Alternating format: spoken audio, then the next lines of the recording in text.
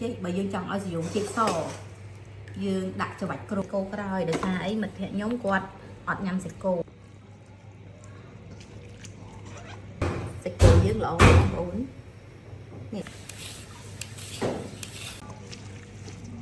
thấy thấy ok thầm phân năng ជំរាបសួរពុកម៉ែបងប្អូនទាំងអស់គ្នាបាទអញ្ចឹងក្នុងវីដេអូនេះដែរពួកយើងនិយាយអំពីការញោមត្រយងចេកជាមួយនឹងសាច់គោហើយនឹងសាច់មាន់បាទឬក៏បងប្អូនខ្លះហៅថាភ្លាសាច់គោភ្លាសាច់មាន់ណាបងប្អូនបាទអញ្ចឹងបងប្អូនចង់ដឹងទេថាតើរបៀបនៃការភ្លាសាច់គោសាច់មាន់យើងមានរូបមន្តបែបណាខ្លះបាទហើយបន្លែយើងយកបន្លែបែបម៉េចហើយធ្វើយ៉ាងម៉េចឲ្យបន្លែនោះស្រស់ស្អាតហើយញ៉ាំទៅឆ្ងាញ់ ចឹងខាងខ្ញុំក៏មានរួមមុនមួយសម្រាប់ចែកជូនបងប្អូនផងដែរបាទអូមួយទៀតបងប្អូនកុំភ្លេចជួយចូល Subscribe YouTube Channel នេះមួយម្នាក់ផងបងប្អូនបាទឈ្មោះ DPC នេះបងប្អូនដើម្បីជាកម្លាំងកាយចិត្តឲ្យពួកយើងបន្តធ្វើវីដេអូដែលមានប្រយោជន៍ថ្មីៗបន្ថែមទៀតបាទអញ្ចឹងកុំឲ្យខាតពេលវេលាយូរសូមបងប្អូនចូលទស្សនាវីដេអូពេញដូចតទៅបាទអានេះយើងមកចិត្តនេះមុនចិត្តអីគេsử dụng chê cácបងប្អូនអញ្ចឹងsử dụng chêបើយើងចង់ឲ្យsử dụng chêសយើងដាក់ច្របាច់ក្រូចជាមួយយើងច្របាច់ក្រូចទៅដើម្បីឲ្យsử dụng chêហ្នឹងយើងសអានេះយើងបែបប្រើវិធីធម្មជាតិ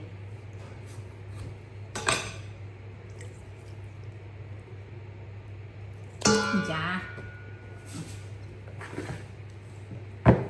នេះយើងហាន់sử dụng chê chất tíchទៅកុំឲ្យវាប្រឡាក់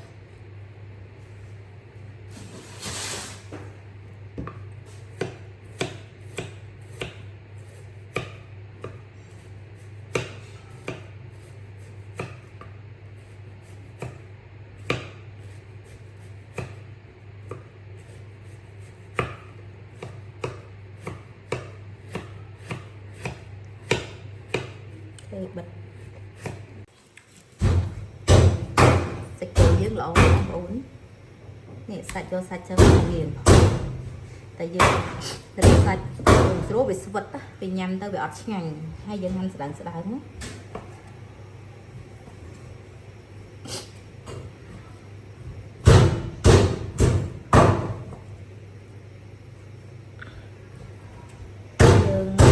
ហាន់សាច់គោដើម្បីយកមកច្របាច់ជាមួយក្រូចឆ្មាដើម្បីឲ្យវាឆ្អិនសាច់បន្តិច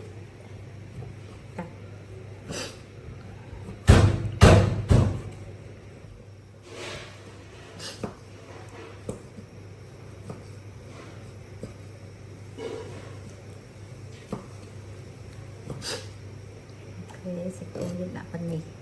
mình chẳng dùng chật rồi má làm bấy sạch thì cho bò mới sạch như làm bấy về vật ấy ở vị trí ẩn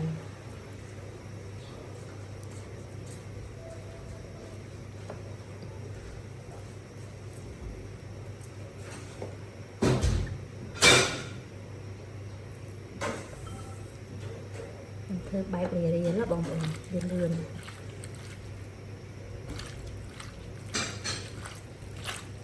việcដាក់hột chma mà là mồm á hay dùng bả việc tục sân làm bây giờ sạch để chân á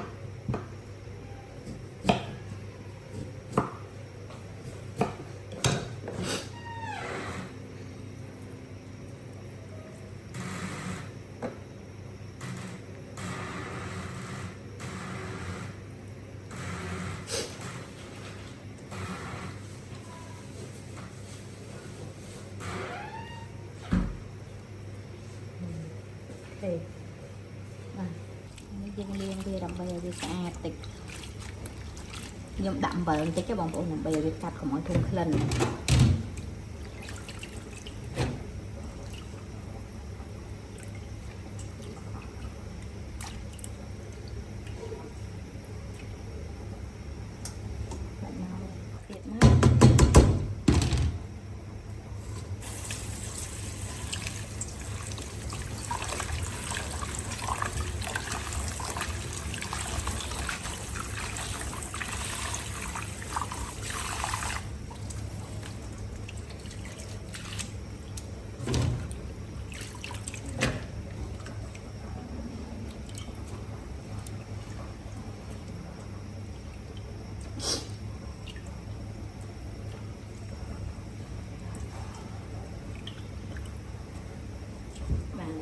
បងប្អូនឃើញអត់នេះ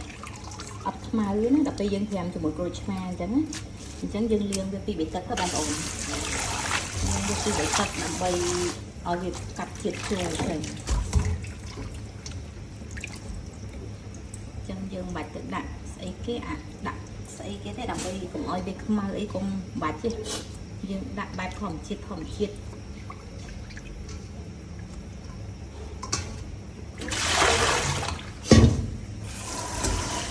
លាងវាពី3ទឹកទៅ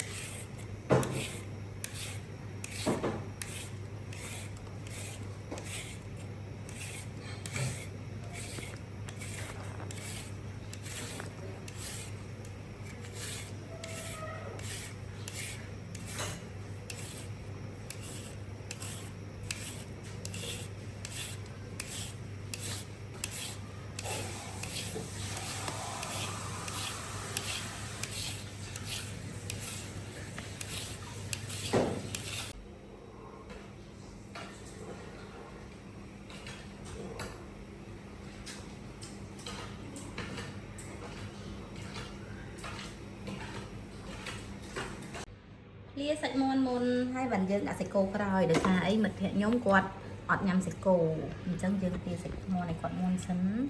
ហើយបានយើងបន្ថែមសាច់គោទៀតទៅកាន់តែអែមនេះអញ្ចឹងទ្រុងមាន់យើងយកបែបទ្រុងមាន់អញ្ចឹងណា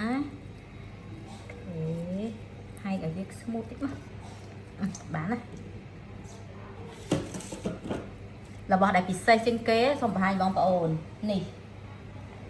រូបមន្តរបស់ម៉ាក់ខ្ញុំនេះអញ្ចឹងរូបមន្តហ្នឹងចាំខ្ញុំប្រាប់នៅវីដេអូក្រោយរូបមន្តធ្វើទឹកត្រីលាយជាមួយភ្លាឲ្យឆ្ងាញ់ណាបងប្អូនអញ្ចឹងខ្ញុំនឹងប្រាប់ទៅវីដេអូខាងក្រោយណា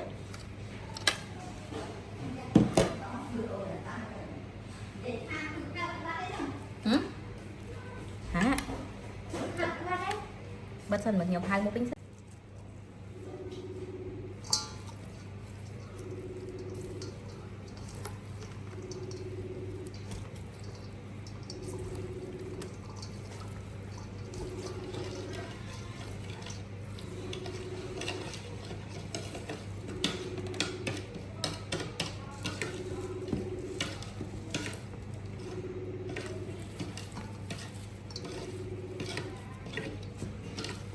ឡំដាក់មកជាមួយគ្នានេះមក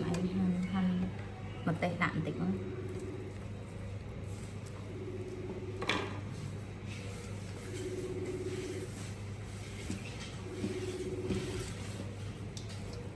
អត់លើកទាំងពីរត្រីទៀតហើយណា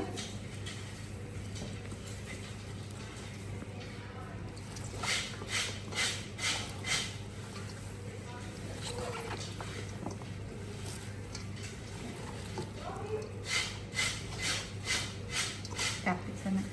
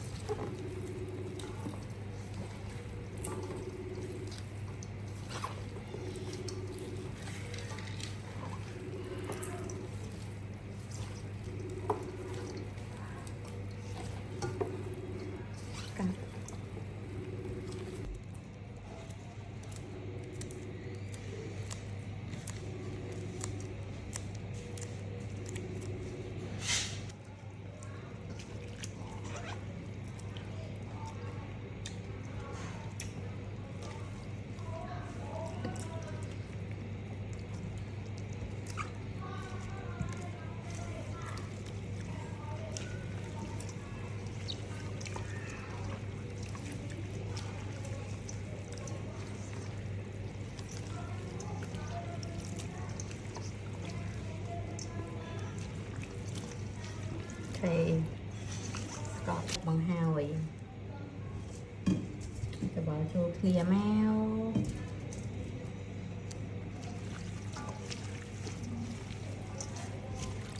โอเค